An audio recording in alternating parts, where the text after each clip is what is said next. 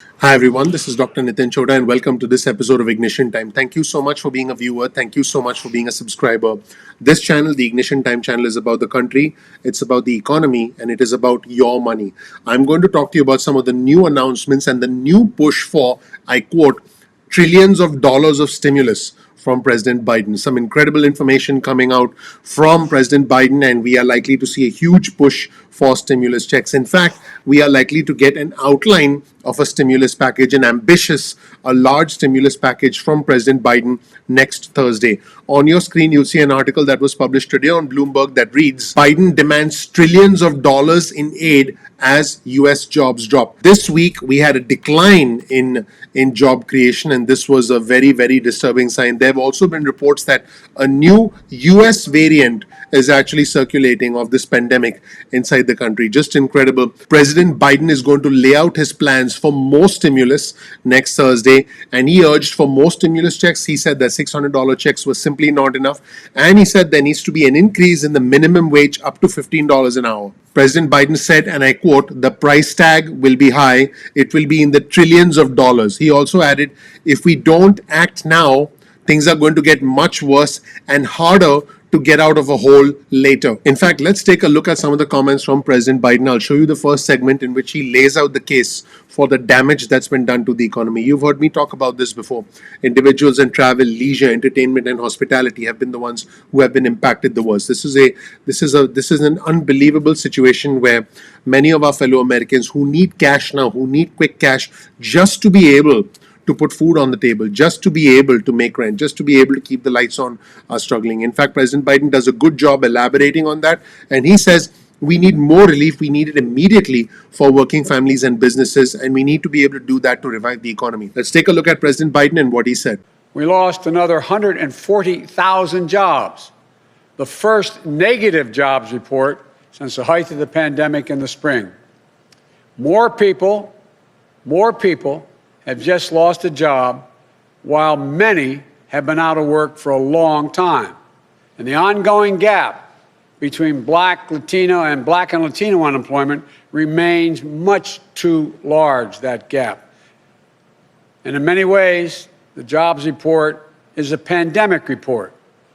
With the pandemic raging, people are losing work and losing hope. The hospital industry, restaurant, bars, lost more than 372,000 jobs. State and local governments are slashing jobs. 20,000 local educators lost their jobs just last month. In the midst of this pandemic, there are millions of people out of work, unable to pay their rent or their mortgage. They're waiting in line for hours to get food from a food bank. Think of this, the United States of America.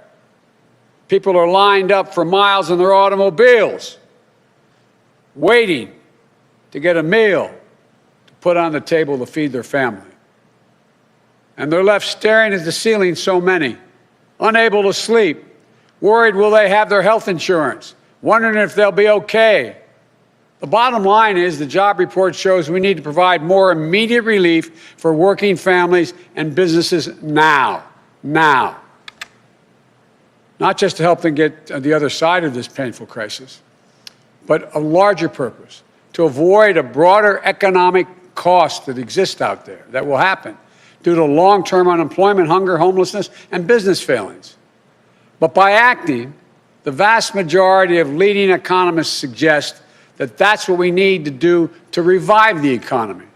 In fact, economic research confirms that with conditions like the crisis today, especially with such low interest rates, taking immediate action, even with deficit finance, is going to help the economy long-term and short-term, reduce scarring in the workforce, increase growth, and reduce our national debt burden. In the second segment, President Biden says a new stimulus package will be presented next week, and it's widely expected that that's going to include $2,000 stimulus checks, meaning an additional $1,400 because the $600 stimulus checks have already gone out. And he said the second bipartisan package that was just passed was just a down payment. Let's roll the tape and check out what President Biden had to say. Failure to act will have the opposite effect. I've said before, the bipartisan COVID relief package passed in December was a very important step, but just a down payment. Next week, I'll be here with you all laying out the groundwork for the next COVID economic relief package that meets the critical moment of our economy and our country when we face at the moment. For example, vaccines give us hope, but their rollout has been a travesty. This will be the greatest operational challenge we will ever face as a nation. We're going to need billions of dollars to get the vaccines from a vial into someone's arm, the vaccination for millions of Americans. We're also going to need tens of millions of dollars to help reopen our schools and reopen them safely. State, local, tribal communities need tens of billions of dollars to keep educators, police officers, firefighters, and other first responders and public health workers on the job. We need more direct relief flowing to families, small businesses, including finishing the job of getting people that $2,000 in relief, direct payment. $600 is simply not enough when you have to choose between paying rent, putting food on the table, keeping the lights on. Now, in the third segment, which is interesting, which a lot of businesses, to be honest, are not going to like, because a $15 minimum wage does raise costs for businesses, specifically businesses that have minimum wage employees. But there's going to be a push for it. There's a high likelihood that this will happen at the federal level. And then after that, it may be mandated by the government. So let's just see what will happen. One thing that President Biden can do is definitely raise the minimum wage immediately for federal employees. But whether it can be mandated really depends on whether there can be enough support in the House and the Senate. Now, Democrats do control the Senate, but it's a razor-thin majority. In other words, if they lose one Democratic senator, like today there were some comments from Joe Manchin, Democrat from West Virginia, who said a higher priority for him was the distribution of the vaccines and the rollout of the vaccines. And he said that aid had to be more targeted, which is basically the position of many Republicans. But we can be sure that the ambitious agenda of the Biden administration they won't be able to do anything they want and pretty much pass anything. They're going to need to make sure that they get all the support of every single Democratic senator. And if one Democrat jumps out, then they need to get a Republican on board. So it's a fine balance. It's going to test the deal-making skills of President Biden. But let's see what President Biden had to say about the $15 minimum wage. Let's roll the tape. I also hope that Democratic control of the House and Senate will raise the odds of prompt action on increasing the minimum wage. I've long said that we need to reward work, not just wealth in this country. People in both parties now recognize it's time to raise the minimum wage so hardworking people earn at least $15 an hour minimum. No one should work as millions are doing today, 40 hours a week at a job, and still live below the poverty line. They're entitled to at least a $15 minimum wage per hour. Folks, the big focus will also be on small businesses and how to correct the current administration's failures to get relief to Main Street small businesses that are most in need. Mom and pop stores are the backbone of the economy. And they're also, as you all know, they're the glue that holds communities together. It holds them together. But today, more than 1 in 4 small businesses are not open. At least 400,000 are closed for good. And as the month goes by, a third of black-owned businesses, and more than a fifth of Latino-owned businesses, and more than a quarter of Native American-owned businesses have less than 1 month in reserves to cover expenses. Previous rounds of economic relief last year helped millions of small businesses stay afloat and keep employees in the payroll. But there were clear problems. Black and brown-owned small businesses had less access to that relief. Mom and pop shops were often the last in line, while big, well-connected businesses jumped in front of the line and got more relief and got it faster.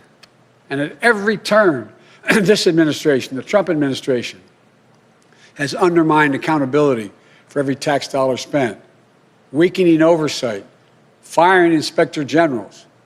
So it's no surprise an independent watchdog found that tens of thousands of ineligible companies receive relief they should not have, including from fraud and abuse. siphoning off support for their very small businesses that need it so badly.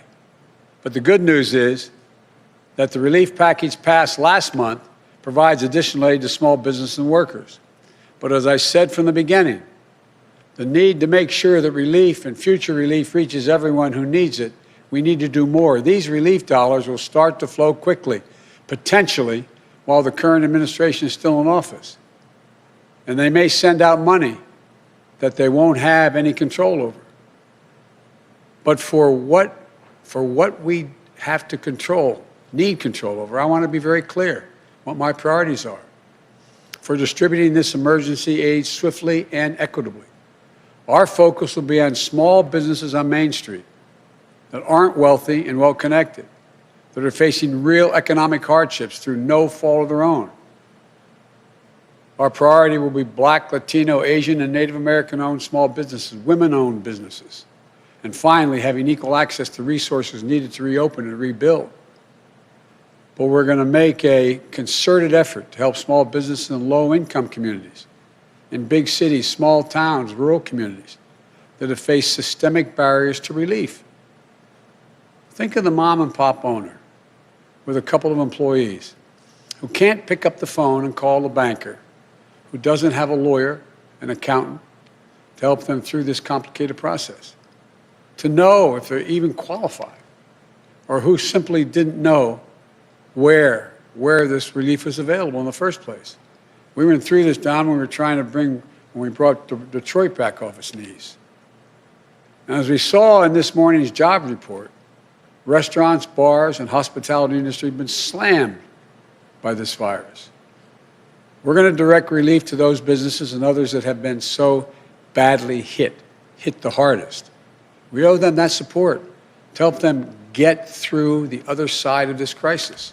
That's it, everybody. Comments from President Biden on the $15 minimum wage, the need for more stimulus, and the likelihood of seeing a big stimulus package next week. Let me know what you think in the comment section below. You'll get a link to all of our resources in the description section below. And speaking of stimulus, here's a tweet on your screen from Molly Nagel, who's a campaign reporter for ABC, and she reported that the transition team for the Biden administration has confirmed or is saying that President Joe Biden will direct the Department of Education to extend the existing pause on student loan payments and interest, and also supports Congress immediately canceling $10,000 of federal student loan debt per person in response to this crisis. Now remember, this still has to go through the House and the Senate, and it is very likely to go through the House and the Senate because both are controlled by Democrats now.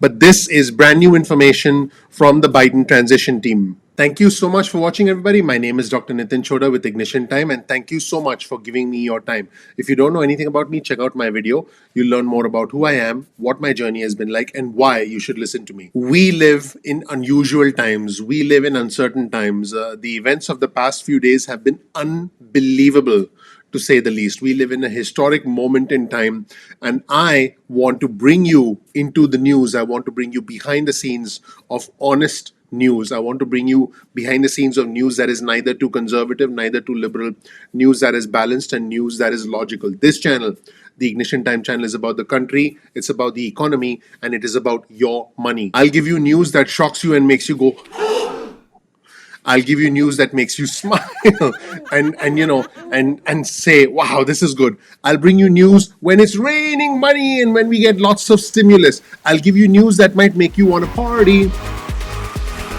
In fact, guess what? I can actually break dance. I'll make you news that's going to make you want to break dance. That is, if you're a nerd like me. I can break dance. Watch this.